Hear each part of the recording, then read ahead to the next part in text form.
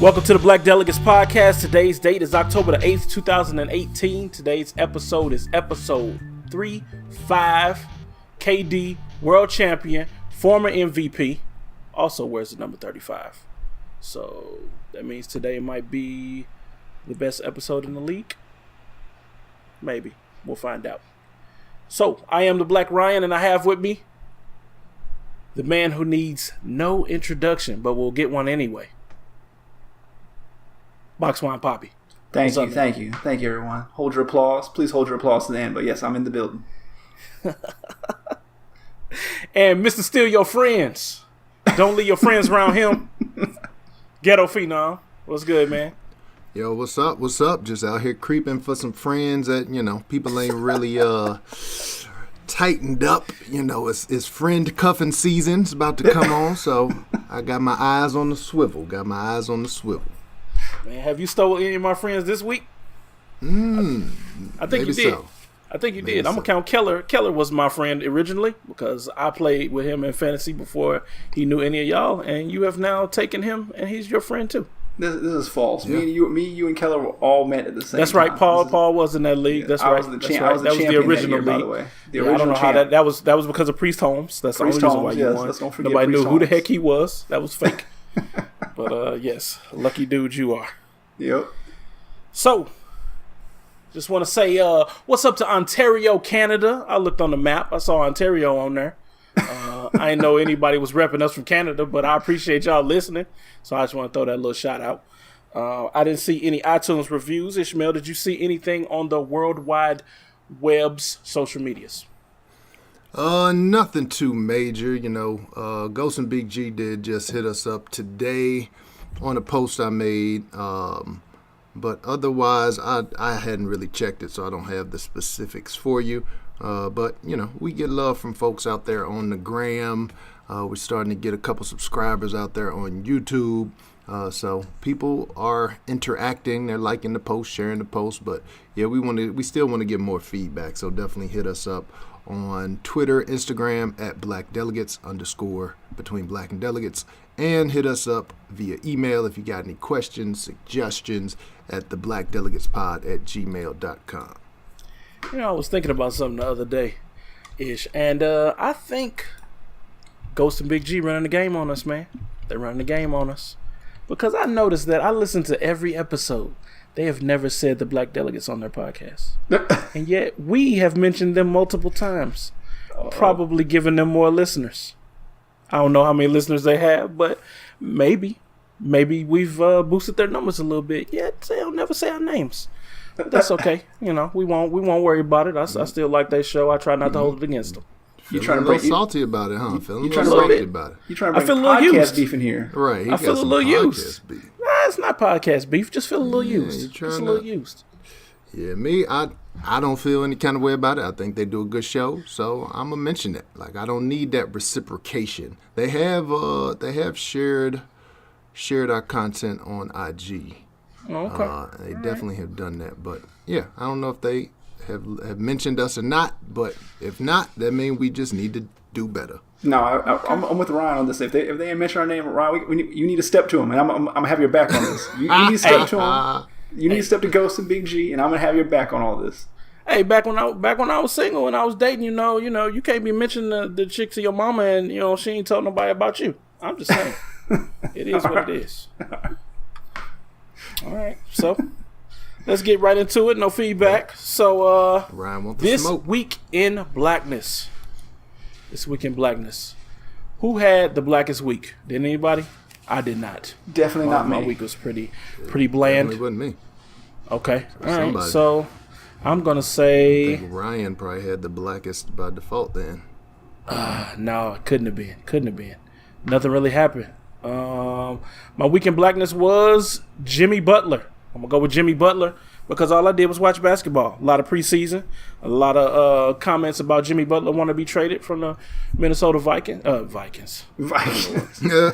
I don't watch no foosball, Paul. So don't get it twisted. There's some great games. I'm out of it. But from the Timberwolves. So, I'm excited for the season starting up on the 16th. But other than that, that was my week. What about you, Paul? Weekend brownness? Man, it was pretty plain too, man. I ended up having a 4-day weekend. I faked sick on Friday, and we had Monday off because of the holiday. So yeah, I had a 4-day weekend. So I just been hanging out, chilling, watching a lot of sports too, man. Shouts to the Panthers for getting Eric Reed. Of course, he's the dude that kneeled most of the season with Kaepernick a couple years back and kind of been blackballed from the league. They were in desperate need of safety help, so they signed him. And he knelt again before the first game that he played in this weekend. So I haven't really read all the controversy, the local controversy, but it's a real conservative city here. So I'm kind of interested to kind of hear what all the chatter is about and stuff like that. But shouts to them for giving that man a chance. At least I think that's a good thing. He didn't play very well, I don't think, in the game, but hey, he's rusty. So shouts to that. What about you, Ish? I saw he did shout out Kaepernick though. He said that he was glad to be playing, but Cap should be out there too. So that's cool. Oh yeah, hey, somebody. I mean, there's some terrible quarterbacks out there, man. He definitely deserves a shot somewhere. Just where? That's the question. Yeah. What about you, Ish? Man, my week was pretty white. I'll say, in terms of blackness, my week was Clarence Thomas black. Okay. It was so white that it was racist. Like, that's how white my week was. But it was still black. So, a couple of things that happened. Number one, let's see, on Friday, got to skip out of work a little bit early. One of my favorite pastimes is when the boss says, bring your clubs tomorrow. We're going to go hit the golf course. So, worked about a half a day. Went out to a new golf course for me that I hadn't been to, and got to play 18 holes. Played okay. I played, my pitching game was trash that day. But otherwise, I almost broke 100 on a real course, which for me, that would be a milestone. So my score was 102. I got a birdie on the last hole, that's the hook that's going to get me coming back. So that was Friday. On Saturday, went to St. Louis Blues game. That's a hockey game. So at the gig also, we got some tickets through there that I got to get for free. My wife had been saying already she'd never been to a hockey game. I probably hadn't been in at least 15 years. So got the opportunity to go there. Had some pretty good seats actually. And, the Blues used to have a couple of black players. I think they're all gone now, like Ryan Reeves. But I think they're gone. But it was still pretty dope. Let the record show that Ishmael did actually invite me for once. And you turned me down because y'all was scared of being around too many white folks. The wife turned you down. This weekend? For this one, this weekend. Yeah. Oh. She made that face. She made that face when I asked her. She's like, I don't know about that. I was like, okay. My bad. Were you the only black person there, Ish? Be honest. No, there were actually, it was a decent sprinkling of black folks that were there. For a second there, I thought Ish was going to say, like, yeah, there was like James and Daquan over there. Like he knew them on a first name basis. Daquan definitely ain't there. Daquan, the one black dude, ain't there. No, it was some brothers up in there. It wasn't a whole lot, but it was a decent representation. Yeah. And yeah, the real interesting talk, thing, fun, man. Oh yeah, it was a blast. The interesting thing was rolling down to there. So me and the wife, we took the MetroLink, which when I talked to you before, it's like light rail system or whatever. And back in the day, I used to take public transit like all the time. Like I think in 7th grade, middle school, I had to take the bi-state bus is what it was called back then to school. I had to. It's like one of them old school stories. Had to walk a mile to the bus stop, get on the bus, We've seen 2 buses. I've seen Hoop Dreams. I know how this works, man. And so now I don't really take public transportation that often unless we're going to a busy place. Like when we went to the Balloon Globe a couple of weeks ago, we took the MetroLink, stuff like that. So we went down on the MetroLink to the Blues game, and it's just interesting because it's like when we first got on there, there was a black dude that was just knocked out. Now, we were actually on the very first stop. So I'm like, how'd you get on here and be knocked out at the first stop? He been riding back and forth for 3 days. Right. I guess he just got off the bus and got on there. And anyway, when he woke up, I could tell he was gone. Like he was on something So, whenever you see somebody that's geeking or whatever, you kind of got to watch him. Now, with him, I wasn't that nervous because he was probably 5'8", 5'10", $150, soaking wet. So I'm like, all right, if something pop off, I know I can take him, But he was just kind of talking to himself. He was just real erratic, but he kept to himself. So, but I did keep a watch out the corner of my eye. So he got off after a couple stops, and this white dude got on, and he was tripping off of something too. Now the problem with the white dude is this dude looked like he was fresh off the NFL combine, like he just got cut. He just got cut the day before. This dude was like 6'4", 250, had cut off shirt, so he just swole. And matter of fact, he had a bunch of pimples. So I'm like, he might have been on the roids too. He had that roid pimple game going. Ish was thinking up like, okay, if he does this, I'm gonna counter with this. I'm gonna counter with that. I'm gonna go with the body. He's like, dang, Ryan was supposed to come. If he had been here, we had a chance. Because I knew, I'm like, it ain't even the size. So the size, I still got confidence in the fist, man. I got these hands, so I'm confident in that. But I'm like, a dude that big, and nowadays, people like to do chokes, and people like to do them UFC moves. Right. So I'm like, what am I going to do if he start tripping? How am I going to counter his ground game? Because I know he's going to try to choke me out. So. See, hold on. See, this is how I know y'all from St. Louis. Because my first thing is, like, first of all, I size up anybody. I don't care if it's at work. I don't care if it's at McDonald's. The dudes around the counter. I'm sizing up, and I'm always looking for, like, what can I grab? What can I grab to use as a weapon in this situation? You on the Metro Link, it ain't nothing to grab. Oh man, you can take that little emergency pull and use that twist around his neck, man. You can't pull them down. If somebody had pulled them down, they would have killed somebody already. Just ask yourself what would Jason Bourne do, and that's what you do. Doing that in any situation, just ask yourself what Jason Bourne would do, and do that. Man. No, man. Did you see that nonstop? Liam Neeson had nothing, no weapons but the weapons that people had. That's the Metrolink got to have that little hammer in there. It says, like, in case of emergency, break glass. You use that little hammer. You grab that little hammer, and then you start going at that head with the little hammer, man. You always do that. The little red hammer. You know what I'm talking about, Ish. Come on now. I got you. And I was, my mind was going through all these things because, like I said, he was erratic too. He was pacing back and forth. He was like looking at the person behind him, looking at her phone or looking at other people. So I'm just like, man, if something happened, I'm sizing up the other people. Like, I'm really the only chance that these people got. Oh, just what you've always been wanting to happen, huh? Yeah, like hero. This is like the 4:10 to Paris. Is that what it was? That movie? Yeah, with Ish, starring Ish. Right. So luckily, he ended up getting off the train. No kind of issue. But once he got off, I could sigh, that little sigh of relief. It was like nothing went down. Had two cats that was going off something, but luckily no trouble. So got to and from my destination, had a good time. So that was about it, man. Okay, cool. Yep. And that was my that's what happened every day I rode the Metrolink, and that's why I don't ride the Metrolink. It's always rough, somebody. huh? It's rough, huh? Yeah, it was always somebody, man. I rode that mug every day going to work, going downtown, like for about two years, and it was ridiculous. I can't do it. I usually don't have problems, but when you notice something, I just try to be aware. It's always somebody. It's always some dude talking crazy to a woman or something, and you feel like in a minute I'm gonna have to steal on this dude just because he taking it too far. It's always somebody, man. Somebody dancing on that mug. Why is it always a dance show? I don't know how these things work. but it's like that in every city, man. You go to New York, DC. I know, it's just annoying. Yeah. It's just annoying. It's I don't see how people put up with that's public. That's the American public for you, man. These are fellow citizens we got to get along with, man. Unfortunately, or unfortunately. Well, I'll just do like white people do, and I'll avoid them and move very far away from them. That's what I've done. It's working so far.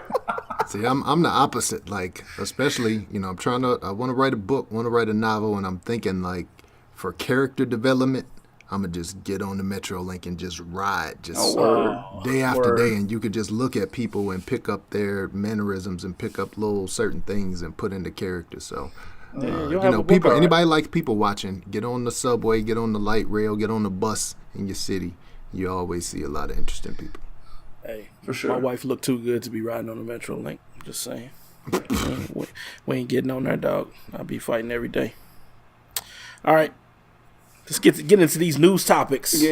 First topic. I mean, the big story of the week. big Brett story. Kavanasty Yeah. gets confirmed anyway.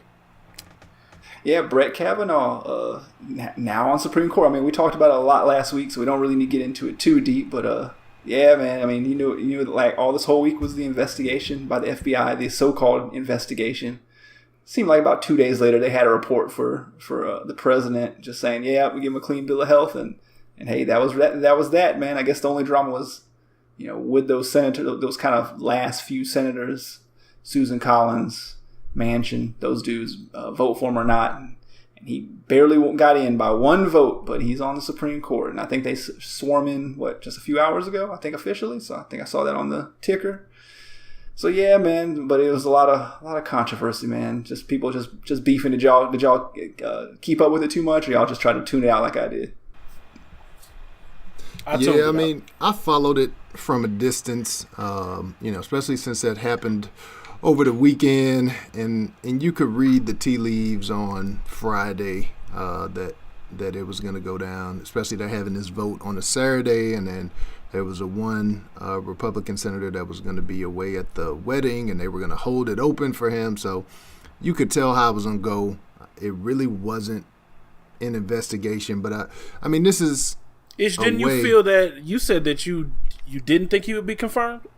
Was that what initially you said last I didn't. episode? Yeah, initially Okay. I didn't. Last episode, I thought that it was going to be enough. So how you feel with it being where he was confirmed?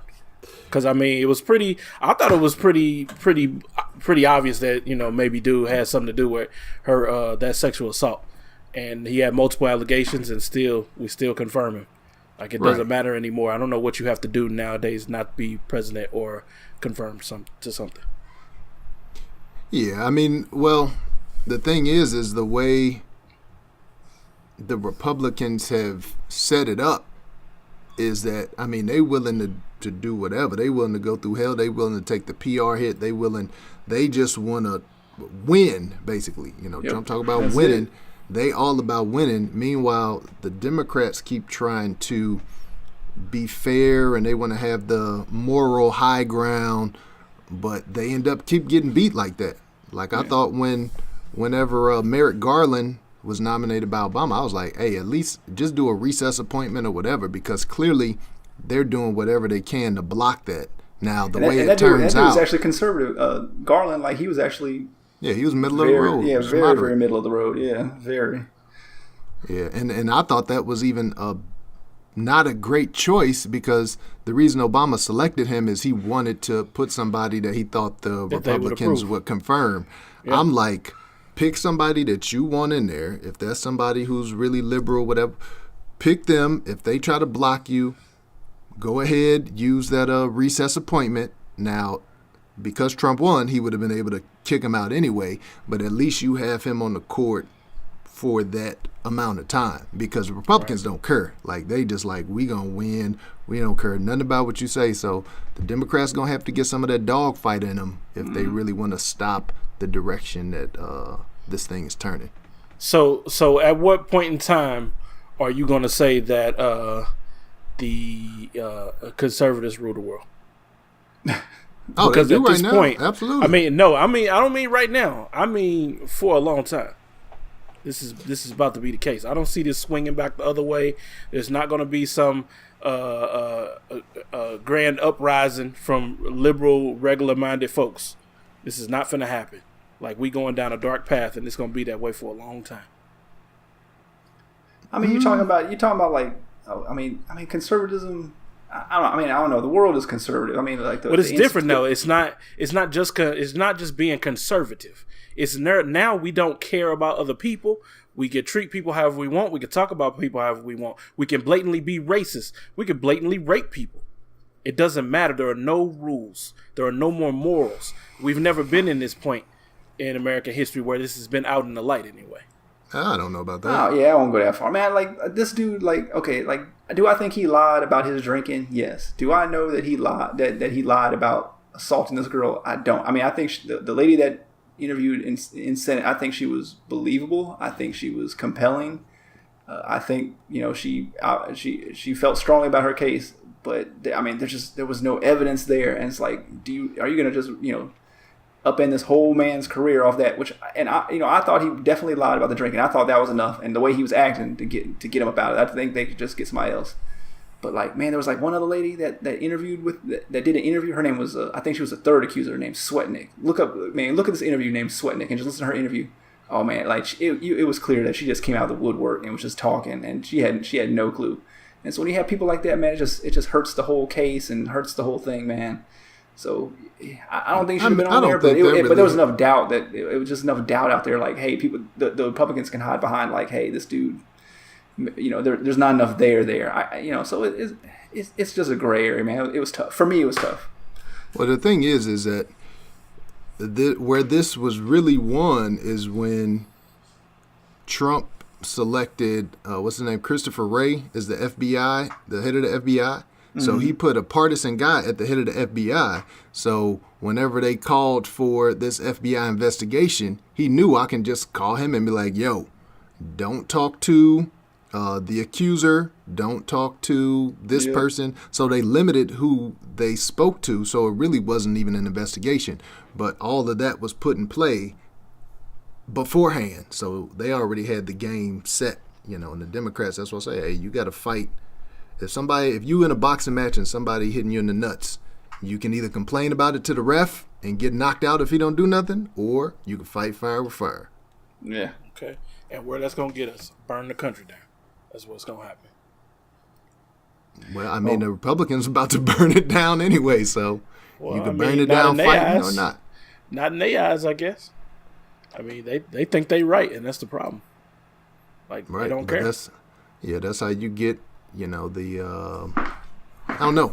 They just overlook so many things because if you say, if you're saying the right things about, hey, let's keep those black people down, those brown people down, let's talk about pro-life, anti-abortion, whatever, then they forgive whatever sins. Like, they don't care. You have women who are sitting here and backing Kavanaugh saying, oh, well, I'm sure that lady was assaulted, but it wasn't by him. Like, it certainly wasn't by him. And so you have women voting for him. How was it certainly in the not? public supporting him. But that's what they certainly say. Not. Yeah, I know that's crazy. Because they're trying to have their cake and eat it too. They're trying to not alienate all women by saying this lady's not believable when she clearly at least she sounded. Everybody says she was believable. So if everybody believes her, why is this man appointed? Well, because they believe that what they say is they believe she was assaulted, but they believe she was mistaken and it was not Brett Kavanaugh. That's how they're able to sleep at night. Yeah, or just pass off. If you're in a room and it was going on, you ain't doing nothing about it. It don't matter. She said 100%. Yeah. So, okay. But anyway, it's a sad state of affairs, man. I mean, I'm not a woman, so I don't know exactly how that feels to see someone who has allegations against them become something of such power on the Supreme Court. But I do know how it feels to be a black person, and our president have been throwing black people out of all of his rallies right before being elected. So if they feel like I felt then I don't. Man, it's tough. Well, you sprung up Clarence Thomas earlier, so I mean, we got Anita Hill. I guess we could ask her what she feels, because she's been living it for the last 20, 30 years, whatever, since that nomination. Yeah, that was before the time that I cared. I don't remember. So yeah, women who listen to the show, we got a lot of women listeners. Let us know, what do you think? Like, what do you think about this whole Brett Kavanaugh? Do you care? Does it make you feel a kind of way that they just pushed through the nomination regardless? Didn't seem like they really wanted to dive into that investigation. So let us know what you think. And then Ryan, you got a follow-up story here that kind of goes into that. Yeah. Bette Midler, actor extraordinaire, I guess we'll say. She recently, I think I would say in her anger and of the situation that's going on, she came out and said, she tweeted that women are the N-word of the world in a tweet. Now she didn't say the N-word, she just wrote N-word, so don't get on her for that. But Bette Midler, you have to pull up a little bit, because it's never been that bad. So I guess what did y'all think about it? I mean, it was a quick little controversy. It happened. She went back on it. She said, she was sorry in her anger. She really just didn't think about how it would feel to a black woman who is both, or who is actually called an N-word. So, what y'all think about that, Paul? Me, personally, I think that's the wine talking. I think this was like, she's in Malibu. It's like 2 a.m. She's upset about this. She's super upset reading all the coverage. She's probably hate watching Fox News. Probably, knocked off about 4 or 5 glasses of white Zinfandel. And then she decided to tweet this out, and then probably her publicist or her assistant woke her up in the middle of the night and said, "You need to delete this ASAP." So I'm gonna give her the benefit of the doubt, man. She's an old. You think she had a moment of clarity, and she was like, "Oh my God, this is how black people feel." I think I can see I can see where she was trying to go. It didn't go the way she should have went, and it definitely didn't come out right. But I get kind of where she was coming from, but I just think this she went into more. She went into more. Let me read it all. Go ahead. Says she continued, raped, beaten, enslaved, married off, worked like dumb animals, denied education and inheritance, enduring the pain and danger of childbirth and life in silence for thousands of years. They are the most disrespected creatures on earth. Hey, are you disagreeing with all that? Disagreeing with that? I don't think I could disagree with it. No. Okay. I also see the any outrage that people would have over the comparison as well. I can see that too, especially when there are black women. So yes, clearly they've gone through all that. Exactly. What about you, Ish? Well, when I first saw the quote, and she did explain that this actually was a Yoko Ono quote, I believe. Oh, so another crazy lady. She passed it on to somebody else? Yeah, this wasn't something that she was saying directly, but she was quoting Yoko Ono back from whatever, the 70s or something like that. But when I first saw it, I mean, of course I looked at it and I'm like, and I had the same thought that you did, that, well, what does that mean about black women? Because they are both. So you really are saying that black women just get the worst of it in the world because they're women, they have to deal with sexism, and they're black, so they have to deal with the racism. But another side of me was like, she's not that wrong. Women have had to deal with a lot of stuff over the years, and I think you can compare the plight of women to the plight of minorities with one exception. And that exception is that especially white women are protected almost to the ends of the earth by white men. At least white women are protected against everybody but white men. So if it's a black man, if it's a Hispanic man, still number 2 on the hierarchy. Right. Yeah, well maybe. That's interesting if they're number 2, because I think there are a lot of men, even though they may not be white, that may get preference over a white woman. I doubt that. Let's ask the delegations. Brown delegation. Do you think you're number 2? It's definitely not the brown. I'm definitely black fifth delegation. Are your men above white women? Hell no. Let's see, Asian. Yeah, maybe. No. For the black because Asian men aren't really seen as threatening by white men. So I think a white man would treat that puts you even further down the list from number 2. Better than if he you're would not treat. Even a threat because you're just so weak. It's like we don't even have to worry about you, Asian man. Don't worry about it. Look, Ryan wants all the smoke today. He wants Big G and Ghost smoke. He wants Asian. He wants Asian Hive smoke. Come on, man. What are you trying to do to us? I just need the Asians to open their eyes and see what's going on out here, man. That was racist. That was hey, but I'm rocking with Bette Midler. She made the movie Beaches. My mom had me watch that movie when I was a kid. She loved that movie, so I rock with her just because she, off the strength of Beaches, that lady can kind of sing in a weird sort of way to me at least. But so I rock with Bette Midler on that. But what she said was definitely out of pocket, way out of pocket. Yeah, you just went too far. You could have said that women are discriminated against, or women, or I understand a little bit what the black people went through it, something, but you just I think went too far. I think that's where she was going with it. It just didn't come out right, and I think that was because of the wine or the Xanax or whatever that stuff that Roseanne blamed her tweets on. That's the thing, though. It'll never. White privilege. She's Jewish. She's Jewish though, so same thing. She gets a little bit more. White people already will say the Jews are white. They're white enough. Man, not through history though, man. Not through history. It's a little different, man. There's some ethnic differences there, man. We go out of our way to protect them. That's a fact. Yeah. Okay.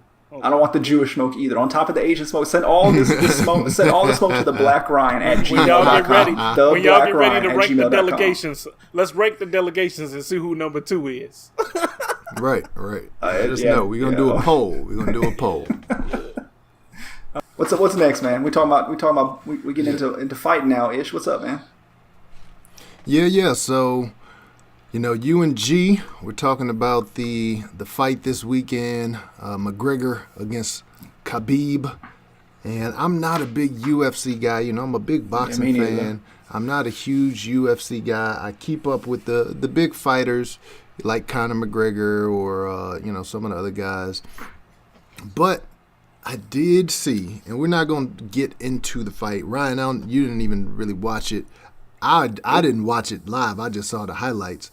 But, McGregor was talking big static. We all know he has a larger-than-life personality. And before he had an altercation with Khabib's on a bus, and he smashed stuff against the bus and broke glass, and the fight had to be postponed, and he got into some legal trouble and all that.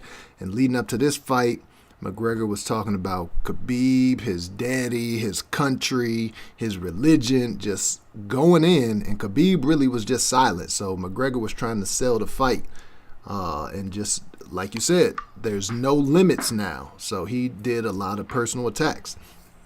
So once it came into the ring and McGregor got in there, McGregor was the champion. When he went and fought Mayweather, he got stripped of his title because he hadn't fought for like 2 years. And so Khabib ended up winning the title. So it was really this fight of McGregor coming back to the UFC. He never lost his championship, or he didn't lose his championship, this one, in the ring. He was stripped. And Khabib had ascended to that title. And so it was these two champions. And don't forget, Khabib was the dude, if people remember, like a year or two ago, like when McGregor got into like a brawl, like in the, I guess it was like down on the loading dock of a stadium after a UFC fight. And he was like basically trying to bash in the window of the bus. That's who he was trying to get at. He was trying to get at Khabib's and his little crew on the bus. So this whole thing's been brewing for at least a year or two, supposedly. Right. So then when they got into the ring, basically, Khabib put a beat down on Conor. I mean, he hit him, with the one shot, dropped him, and then ended up, I don't know what round it was. What was it? The fourth or fifth round? I think third round.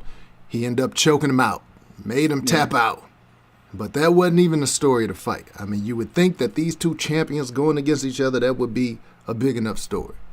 But after the fight, because there was so much bad blood, Khabib hopped over the octagon, did like a flying Bruce Lee kick off of the ring onto Conor McGregor's trainers, and a big fight just broke out. And then some of his entourage or his trainers hopped into the octagon, and this is Conor McGregor after he just got choked out. Yeah, they start banging with him too, so he caught 2 L's that day. So. Didn't even try to square up on him. Just came behind, just punches to the back of the head. I was like, dog, that's just nasty, man, nasty stuff. Yep. But yeah, man, shouts to a dude on Twitter, because that's how I'm broke, so I don't pay for this fight, because I'm darn sure not paying $65 for this. So I watched a live stream on Twitter, which I'm assuming Issue did the same thing too. Live stream, but I saw the highlights on Twitter. Yeah, Twitter is the new streaming now. Yeah, Twitter's the new bootleg, man. So just go out there and you don't have to go to those sketchy websites where you get the little ads and the viruses pop up on you. You don't have to go to those streaming websites. Go on Twitter, do a search, and somebody's going to have a camera phone in front of their TV or their computer screen, and they're going to live stream the whole fight. Yep, and so you just check it out, man. So I saw most of it. It was... Yeah, the whole thing was messy. But man, just the aftermath is crazy. My whole thing is like, okay, so like once Khabib went into the stands and started fighting and stuff like that. I mean, but there was like little melees they were kind of posting on Twitter afterwards, like there were little melees kind of breaking out all through the stadium. And then like of course everybody had to evacuate. They basically had everybody clear out because that was the main event, so there was nothing else going on after that. But then there were like just a bunch of brawls going on in the concourse area afterwards, or at least a few skirmishes, man. So it was just messy, but because this is UFC, like it's like, okay, they're gonna talk for a day or two, but this is legit just as bad as the NBA Malice in the Palace thing, and it's like,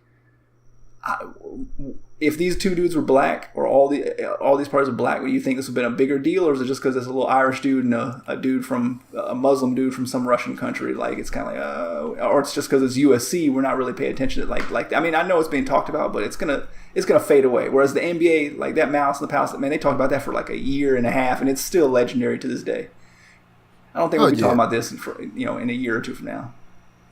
Yeah, if they were black, man, the UFC would have been shut down. They would have shut the whole league down. Yeah, you can't have that just jumping over the crowd and beating up on. I mean, you don't. I guess he was going after the trainer or his posse or whatever like that. But like, you just don't know who's getting caught up in the crossfire, because it's just too many people right there, man. It's just messy. And the thing is, you got to watch your mouth. I know that. Being a brash talker sells. People look at Floyd Mayweather, they look at Muhammad Ali back in the day, Mike Tyson, Conor McGregor made all this money to fight Mayweather because they talk big, but is he just like I mean, but that's his gimmick. He is that I wouldn't say Muhammad Ali type like stuff talker, but he's kind of like Mike Tyson after he kind of once Mike Tyson started getting after post Buster Douglas, when he started saying, having crazy press conferences and talking about eating your children and all this stuff like that. Like that's kind of what Conor McGregor is. He kind of comes up there, he says he taunts you, he says some like quasi racist stuff to you, calls you a monkey, things like that. And then but usually he backs it up, but this time he couldn't, man. But I don't know.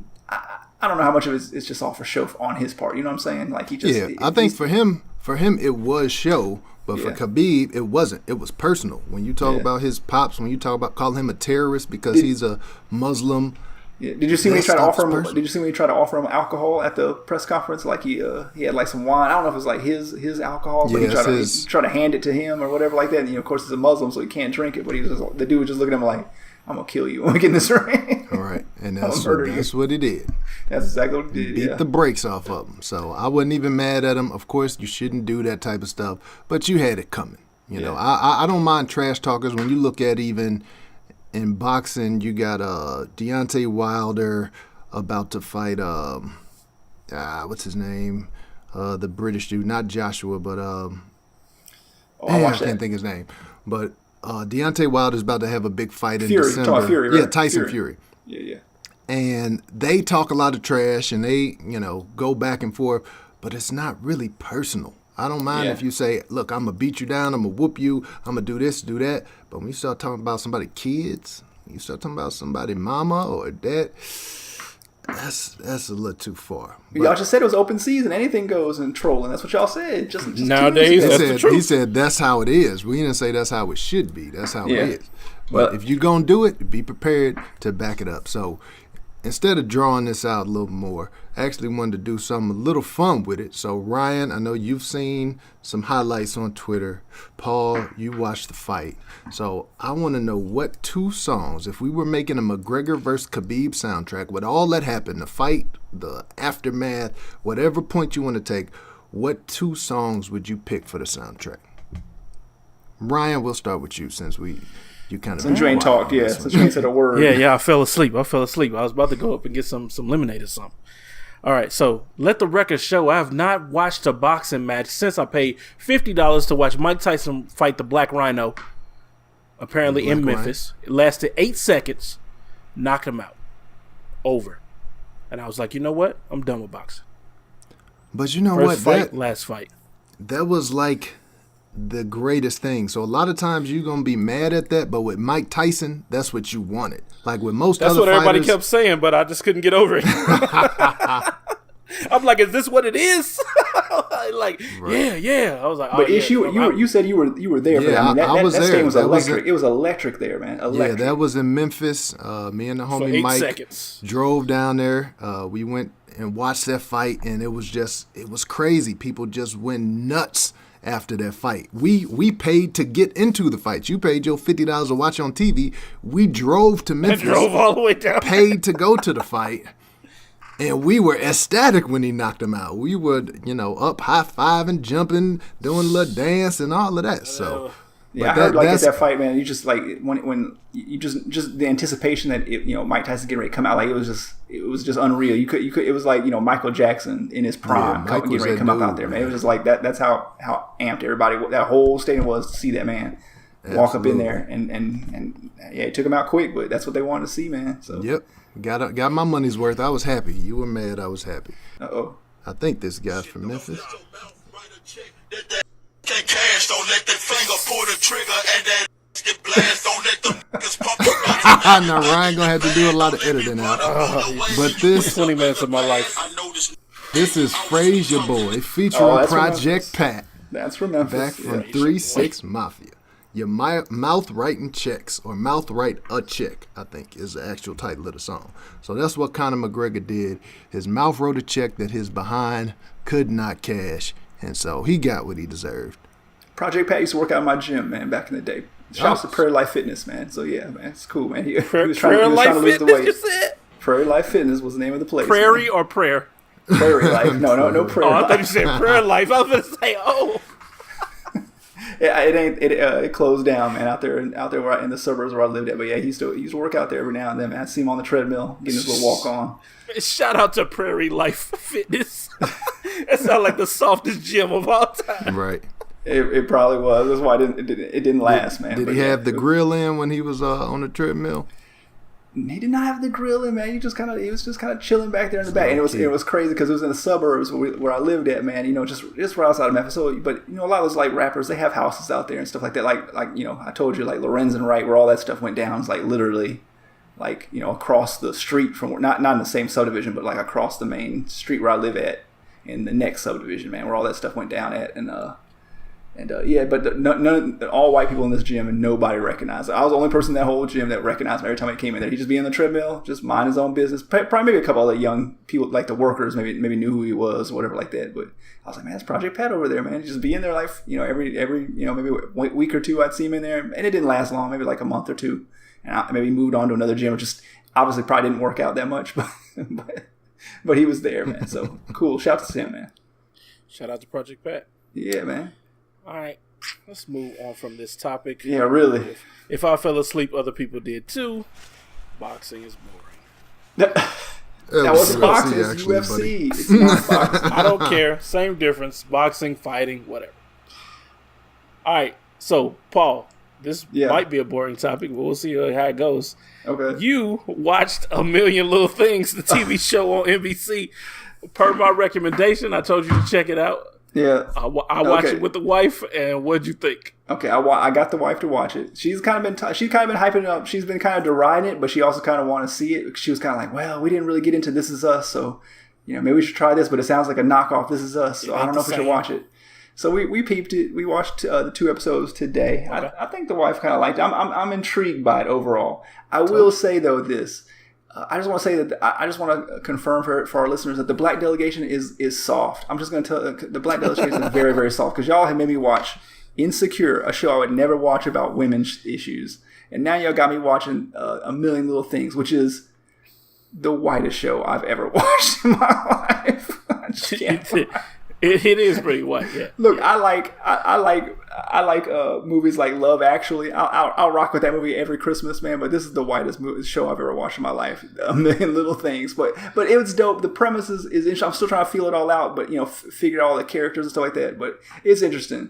And then the one token black dude in the show, of course, he's a huge hockey fan, so I immediately thought of Ish. And so I sent that picture around the group chat. I was like, "That's Ish is the dude, the black dude, because he loves hockey." Let's go reason. Blues! I don't love hockey, but I had a good time.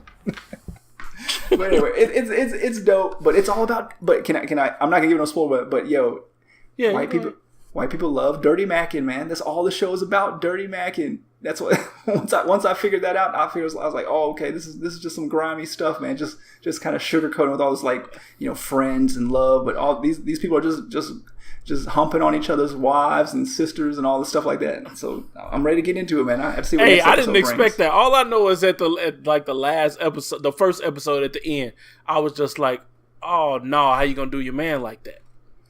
And after that, I was like, all right, well, I got to see where this goes. I still thought it was good though. Just the, I mean, it still got that overarching premise of suicide and kind of talking about it in a joking way, and you know, but it's really just about their friendships and stuff, which I enjoyed that portion of it.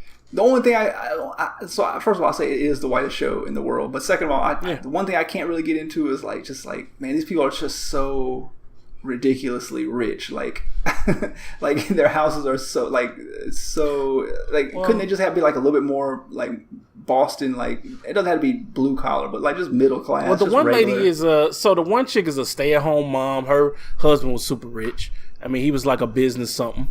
But super duper rich. Like, if you're rich enough, Romano's like he's a film director of some kind, even though he hates his job. His girl can bake apparently because all the white people love her food. Okay, but if your friends, if you're rich enough where your friends are just buying your wife restaurants on the low and just buildings and just gonna surprise them with, hey, here's a building, like that's like it just takes me out of like my my comfort. Like I just can't relate to that level of wealth, man. So that's the one thing messing up. But it's an interesting show. I'm definitely gonna try to check out at least another few episodes and see where it goes. I am mad that they killed off my man from the Office Space. That's the homie. I've always rocked with that dude, Peter from Office Space. How are you going to kill him off in the very first episode? He's the most famous person on the show. But anyway, that's the point of the show. I guess, man. It's dope. It's an interesting premise. Yeah. All right. We're going to get into the last topic, man. The last funny topic for the day. Yes. Ishmael, you that should show watch was that so A Million white Little Things. that even though I went golfing and played hockey, I'd never heard of it. I told you to watch it last week. Yeah, it must have been so white that it just went over my head. I didn't even hear it. Yeah, I think I was watching like Hulu, and one of the commercials was about it, and I was like, I'll check that out. Oh man, I usually watch the premiere of a lot of shows depending on what they are. They've been running that ad for a million little things constantly, like for during all the football games or whatever like that for months, man. So I'm just sick. I'm intrigued, but. It's interesting. I'm not saying it's great. I've been really watching The Deuce on HBO. That's the kind of show I've been getting into. I don't know if y'all have seen that. Ryan's probably not your type of show. Is it about pimps? It's about yes, Method Man is a pimp. One of the pimps. That's why I'm not watching it. Oh, but it's awesome, dude. man. If black people don't start getting another topic, man, can we stop selling drugs and pimping, please? No, please. Man, hold on, no. I'll defend it, man. It gets a little bit more deeper than that, man. It's like yes, they start off as pimps, but it's kind of, as you get into the episodes, you see them evolving and becoming like business people and things like that. So it's not just like they're just not treated as like characters. I would say there's more depth to their characters and things like that than just like, hey, that's the pimp in the background. Although Method Man is like pimp number 5 for right now. But I'm trying to teach my kids to go to space. Like, we need to go to space. Can we have some black crew of people going to space? I hear you, man. Something. But anyway, let's move on. Hidden Figures, they were on the other end of it. So yeah. But yeah, speaking of pimps, I didn't say that. I did not somebody, say that. Mr. Bill Cosby, apparently got pimp slapped. Paul, tell us what happened. Not much to report here. So we know Bill Cosby was reported to prison a week or two ago. So things, I'm sure it's not going great for him in there, but I guess there was a little low point. I don't know how his first few nights were, but I'm sure he's, in segregation of some sort. But I guess he was in the cafeteria, for lunch or dinner or something like that. And reportedly he was slapped with a chicken patty in prison. And so I just wanted to ask the black delegation, if you were in a similar situation in prison your first couple of weeks and someone slapped you with a chicken patty, how would you respond? And Ish, since you got the hands, let's go to you first.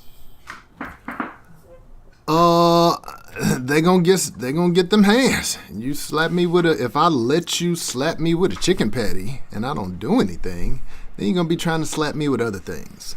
So That's right.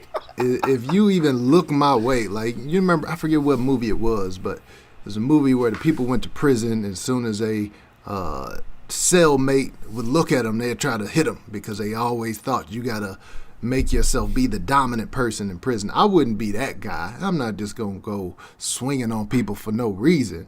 But if you slap me with a chicken patty, oh, it's on and popping. Like we bang. I don't care if I'm famous. I don't care what.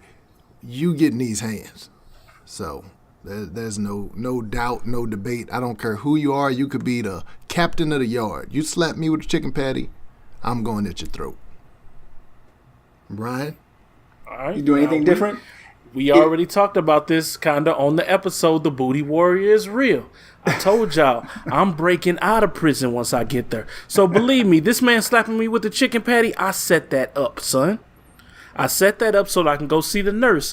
Now I'm trying to holler at the nurse. We got to find the exits out. I need a screwdriver. I need a knife. I need other things. I already got the tattoos going. I'm already ready to break out of prison. So this is just part of my scheme.